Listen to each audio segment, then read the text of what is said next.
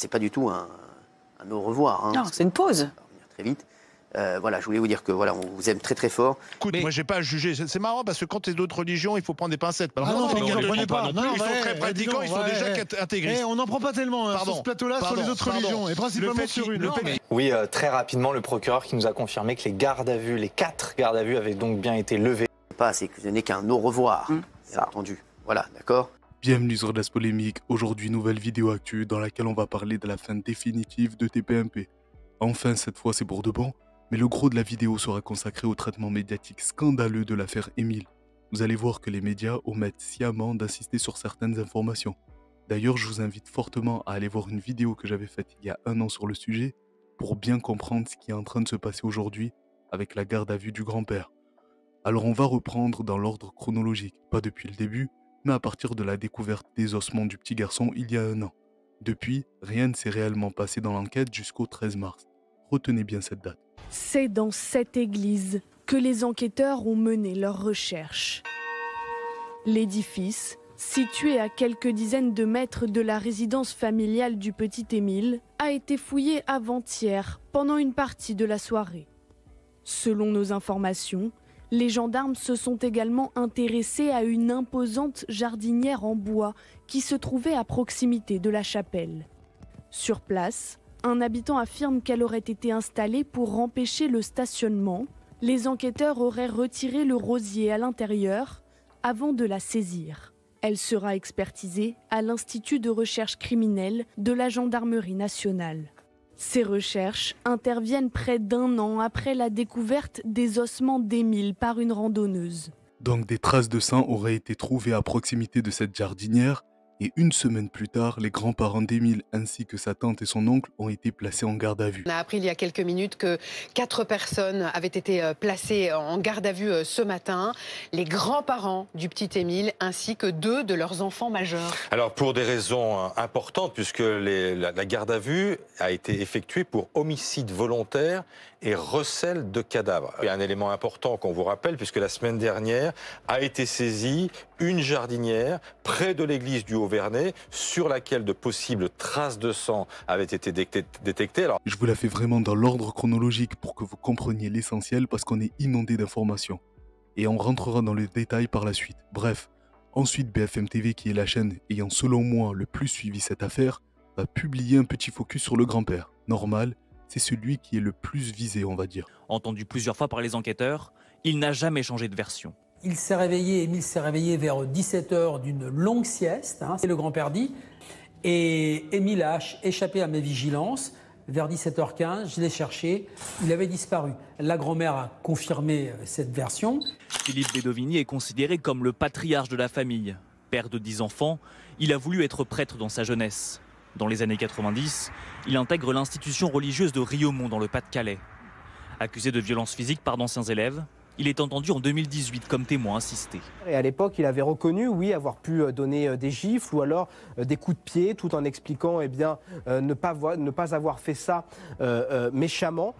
Ce qu'ils omettent de dire sciemment, à mon avis, et ce depuis plus d'1 an, c'est qu'il ne s'agissait pas simplement de quelques coups de pied, non. J'ai fait 2 vidéos sur le sujet, toujours sur la chaîne. Regardez-en un extrait. Plus de 200 témoins et victimes, la communauté de Riaumont au cœur d'un scandale de pédophilie. Et ça, les médias n'en parlent pas. Ils parlent uniquement de la violence parce qu'aux oreilles du grand public, dans l'inconscient collectif, on se dit qu'un pensionnat des années 80-90, il y avait beaucoup de punitions physiques, etc. Et depuis, les mentalités ont changé. Mais si on commence à parler de pédophilie, aïe, ça passe moins bien. Sous sa robe de bure, frère Philippe portait des Rangers à bout coquet. Lors d'échanges au sein d'un groupe Facebook privé que le Canard a pu consulter, certains anciens pensionnaires témoignent de la terreur qu'il inspirait et de ses tartes mémorables. J'ai gardé les 5 doigts sur ma fesse pendant 2 mois. Quand il était fatigué de distribuer coups de pied et claques sur les postérieurs, frère Philippe soignait les bobos et prodiguait à certains des séances de kiné. Mon frère, ma sœur, un ancien pensionnaire, profère à son endroit des accusations plus graves qui ont fait l'objet d'une plainte pour viol. C'est clairement un délire un peu comme Bétaram. Plus d'100aine de plaintes pour violence et viol sur des dizaines d'années. Le grand-père tapait, puis massait entre guillemets les enfants. C'est quand même quelque chose sur lequel il est important d'insister, ou de relever en tout cas. Mais les médias n'en ont pratiquement pas parlé. Il n'y a que le Canard enchaîné qui a fait une enquête. Bref, vous comprendrez donc mon étonnement lorsque j'apprends ce matin que toutes les gardes à vue sont levées. Ils sont tous libres. Oui, très rapidement, le procureur qui nous a confirmé que les 4 gardes à vue avaient donc bien été levés. Donc les 4 personnes, à savoir le grand-père, la grand-mère maternelle, l'oncle, la tante, ressortent tous libres, sans poursuite. Au terme d'une garde à vue qui est allée au bout du bout. Presque au bout, parce qu'ils ils ont été libérés dans la nuit et là, l'heure de garde à vue vient de finir. Est-ce qu'ils ont pu se garder quelques heures de garde à vue? Là, on est sur 2-3 heures. Pour expliquer aux téléspectateurs, 48 heures de garde à vue, c'est le maximum. Les enquêteurs peuvent le faire en plusieurs fois. On peut vous relâcher au bout de 24 heures parce qu'on se dit, dans 2 mois, peut-être que j'aurai besoin de 24 heures. On avait vu le cas avec Nordal Lelandais. Exactement. Là, il resterait 2-3 heures. Non, on ne replace pas quelqu'un en garde à vue pour 2-3 heures. Avant de voir la suite, je veux d'abord que vous compreniez ce que ça implique. Ça veut dire qu'ils ne pourront plus jamais être placés en garde à vue ou être entendus par la police ou la gendarmerie concernant cette affaire.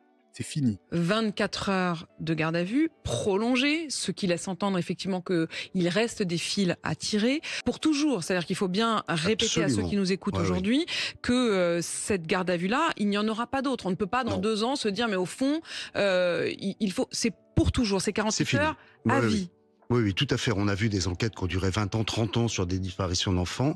À partir du moment où on a utilisé les 24 ou 48 heures de la garde à vue, c'est fini. Alors, pour que tout le monde comprenne, évidemment, ça ne veut pas dire que c'est définitivement fini. Ça veut dire que les personnes ne pourront plus jamais être entendues par un officier de police judiciaire. Alors, vous pourriez me dire que c'est simplement parce que le procureur n'avait pas assez de preuves. Mais jusque-là, tous les magistrats et avocats étaient unanimes pour dire que si le procureur les avait placés en garde à vue prolongée, vu le retentissement médiatique auquel on pouvait s'attendre, c'est qu'il avait des éléments béton. Je vois les plus proches du cercle familial soupçonnés d'avoir tué un enfant de 2 ans. On marche sur des œufs pour des enquêteurs, c'est très complexe.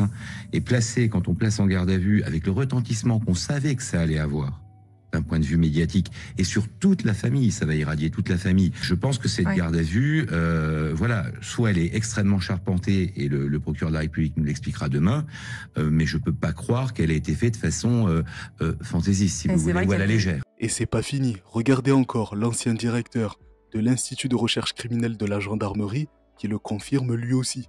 Et on apprend quelque chose d'assez troublant, c'est que la garde à vue du grand-père était prévue il y a 1 an déjà. Et ce qui est venu la suspendre, ou en tout cas la reporter, c'est la découverte, assez troublante elle aussi, des ossements du petit. Quand on déclenche une garde à vue, c'est qu'il faut déjà que le dossier soit arrivé à maturité. On ne va pas gaspiller des heures qui ne seraient pas rattrapables par la suite. Donc, on peut supposer qu'il y a au moins quelques éléments. Les enquêteurs avaient envisagé cette garde à vue des grands-parents avant la découverte des ossements d'Émile? Oui, elle était prévue en avril 2024. Le grand-père devait déjà être placé en garde à vue à ce moment-là avec plusieurs autres membres de la famille. Et quelques semaines avant ce placement en garde à vue, le corps a été découvert par une promeneuse, ce qui a sans doute interrompu le processus parce qu'ils avaient désormais des preuves, des éléments matériels à analyser avant de faire ou non cette garde à vue. Ça veut tout simplement dire qu'il y a 1 an déjà, le procureur avait assez d'éléments pour les placer en garde à vue, mais que la découverte miraculeuse des ossements a fait que les gendarmes se sont concentrés sur une autre piste. Donc dans cette affaire, comme beaucoup d'autres impliquant des enfants, il y a des événements très curieux. Mais c'est pas encore fini, parce que sur les plateaux télé, on a défendu le grand-père. Pourquoi? Parce qu'il est catholique. On va voir ça en profondeur juste après, mais écoutez Pascal Praud qui refuse de parler de certaines hypothèses et théories. C'est une affaire, effectivement, et je la comprends, qui passionne les Français, comme souvent les faits divers. Elle passionne les Français parce qu'il y a un mystère, parce qu'il y a un enfant, mais entrer dans les suppositions et les hypothèses ne me paraissent pas adéquates. Les suppositions et les hypothèses ne me paraissent pas adéquates. On est pris dans une contradiction, parce que la réalité, c'est comme vous l'avez dit, ça passionne les Français, ça passionne les gens, ils veulent savoir, donc on en parle. Et la vérité, on en parle au minimum. C'est 48 heures, la garde. Jeudi matin, on saura s'ils sont déférés ou s'ils sont remis en liberté. Eh bien, je vous propose de refermer ce chapitre. Il est beaucoup dans la retenue et c'est très bien, mais il faudrait qu'il ait cette même retenue sur tous les sujets. Parce que j'ai l'impression qu'il ne veut pas parler de certaines théories, certaines hypothèses, comme celle-ci, regardez. Le prêtre et islamologue Claude Gillot, qui a baptisé le petit Émile Soleil, s'est suicidé le 15 mars dernier. Le prêtre avait échangé des insultes avec le grand-père d'Émile, actuellement en garde à vue avec sa femme et ses 2 autres membres de la famille. La famille de l'enfant a tout fait pour exclure le prêtre et a boycotté la chapelle. Il s'est suicidé le 15 mars. La jardinière avec les traces de sang a été emportée par les gendarmes le 13 mars. C'est peut-être un concours de circonstances qui n'a rien à voir avec l'affaire, mais lisons cet article et vous allez voir où je veux en venir. Alors prêtre de l'ordre des frères dominicains, Claude Gillot avait baptisé le petit Émile Soleil, rapporte Paris Match. Selon l'hebdomadaire, il était même très proche de la famille du garçonnet. Elle assurait une chorale dans la chapelle privée des Pénitengries à Aix-en-Provence, où le prêtre officiait. Au moment de la disparition d'Émile et de l'emballement médiatique qui s'en est suivi, les relations entre sa famille et Claude Gillot se seraient fortement détériorées. Les proches du garçonnet auraient reproché au prêtre d'avoir fourni une photo d'Émile à la presse. Ils auraient alors décidé de boycotter la chapelle où il officiait jusqu'à en obtenir son exclusion. C'est-à-dire qu'ils se sont embrouillés tout simplement parce que le prêtre, au moment de la disparition du petit garçon, avait donné une photo aux médias. Tout simplement pour pouvoir le retrouver plus rapidement. Enfin bref. J'en veux énormément à la famille du petit Émile parce que je pense que tout est parti de chez eux, confie Claudine Vanderbroek, la sœur de Claude Gillot à Paris Match. L'hebdomadaire évoque des insultes échangées entre le prêtre et Philippe Vedovini, le grand-père d'Émile placé en garde à vue ce mardi matin. Cet homme a attiré l'attention des enquêteurs à de nombreuses reprises au vu de son profil et de son passé judiciaire. Je savais que les Pénitengries l'ont exclu à cause de l'affaire Émile, il me l'avait dit, confie au Parisien un proche de Claude Gillot. C'était une grande douleur pour lui et il mettait en cause plusieurs fois les grands-parents de l'enfant, sa famille, à l'origine de la pression sur l'église pour le faire expulser. Avant de se donner la mort, Claude Gillot aurait laissé une lettre d'adieu à Claudine Vanderbroek que Paris Match a pu se procurer. Prévenez ma sœur, dites-lui que je l'aime, mon beau-frère, je les aime, peut-on y lire. Auprès du magazine, elle affirme avoir reçu un coup de téléphone de la gendarmerie le 15 mars dernier, lui informant que son frère s'est suicidé à la suite d'une absorption massive de médicaments. Alors personnellement dans cette affaire, et c'était déjà mon sentiment il y a un an, les policiers et gendarmes font leur travail mais ils sont freinés, selon moi. On leur met des bâtons dans les roues. Par qui? Par des gens qui en ont le pouvoir tout simplement.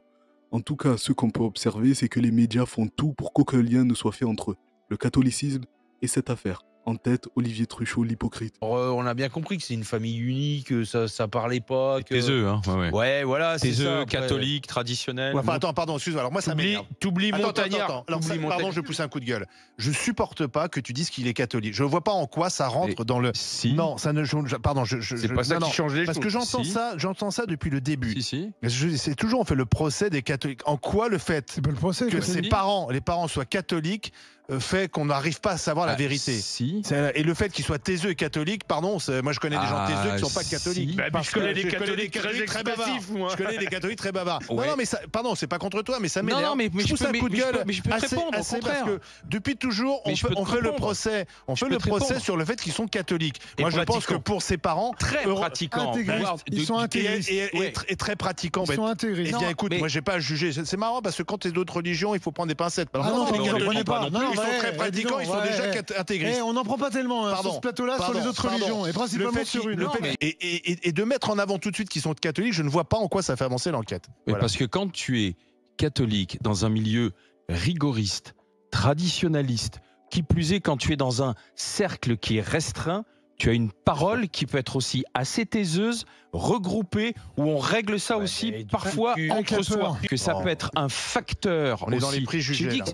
Non, c'est pas un préjugé. C'est quelque chose que je pense. Donc j'ai le droit de le penser. Et il est suivi par le très facho et ancien bras droit d'Éric Zemmour, Antoine Diers. Merci Olivier, parce que ça m'a soulagé de t'entendre, parce que effectivement, on a le sentiment que sur la religion catholique, on peut se permettre de dire des choses, de dire que c'est de la faute de la religion catholique, les prêtres pédophiles, etc. Tout le temps. Et si on avait dit, il tape sa femme, c'est probablement parce que c'est une famille musulmane, ça ferait sauter au ciel tout le monde. Là, ça fait et donc, sauter au en ciel, fait, la religion ne doit pas être un argument dans ce genre de situation. Vraiment, la religion, elle est personnelle, elle reste chez soi, dans la sphère intime. Et donc, voilà, je suis toujours un peu étonné, comme Olivier, quand j'entends « c'est une famille catholique ». Alors pour le coup, il a totalement raison. Mais pas lui, non. Tout le monde, mais pas lui, ni Olivier Truchot, qui n'ont pour seul fond de commerce que le racisme et l'islamophobie. Ces mecs attaquent des femmes voilées juste parce qu'elles veulent faire du sport ou accompagner des élèves en sortie scolaire. Et là, ils nous sortent ça. Mais on en reparlera dans la prochaine vidéo. Écoutez également la campagne médiatique qui a été massive sur le groupe Bolloré, en particulièrement sur CNews. On est dans une société où elle est tellement déchristianisée que quand on est catholique et qu'on assume d'être catholique, d'avoir une vie normale avec sa famille, eh ben, tout de suite, il y a une espèce de suspicion sur ils vivent pas normalement, ils ont des enfants, ils sont différents des gens. Et surtout une haine du catholicisme en France. Oui, il y a une déchristianisation qui fait que le catholicisme, qui est la religion en fait des Français à l'origine, est un petit peu montré du doigt comme si c'était quelque chose de pas sain. Et moi, ça m'a toujours gêné d'ailleurs dans cette histoire. Est-ce que dans d'autres histoires, par exemple dans l'affaire Grégory, est-ce qu'on a dit qu'ils étaient catholiques? On n'a aucune idée de leur religion. Enfin, moi, j'ai aucune idée. Et je vais vous dire la vérité, je me suis jamais posé la question. Ah oui, absolument. Absolument, jamais. Ça n'a rien à voir. Ça n'a absolument rien à voir ni dans l'enquête, ni dans le fait que l'enfant ait disparu, qu'il aurait été tué. Deux choses. La première, c'est que c'est honteux de la part de tous ces racistes de CNews de venir nous sortir un discours comme ça. Et la deuxième des choses, c'est qu'elle le fait sur le plateau de Morandini, le pédocriminel, quoi. Mais le pire, c'est Christine Kelly, qui elle aussi, face à Morandini, va faire un plaidoyer pour les grands-parents d'Émile. C'est pas du journalisme, c'est du militantisme. J'ai été accueillie avec le sourire. J'ai été accueillie avec le sourire. C'est lui et son épouse qui sont venus m'accueillir dès la voiture, en souriant, en étant vraiment très agréables. Alors, ça ne peut préjuger de rien. Ça ne veut pas dire peut-être qu'il cachait ou pas. Je ne peux préjuger de rien. Mais on ne peut pas dire qu'en les voyant comme ça d'un premier abord, ce sont ni des gens qui voulaient cacher quelque chose, ni des gens qui voulaient peut-être montrer ou démontrer quelque chose. C'était agréable. Ils ont voulu me mettre à l'aise et on a déjeuné ensemble et c'était très agréable. Pas d'ambiance de terreur, pas d'ambiance de bruit et d'enfants qui chahutent non plus. C'était assez convivial, agréable. Ça montre encore une fois que cette scène et même tout le groupe Bolloré est là pour mener une guerre de civilisation.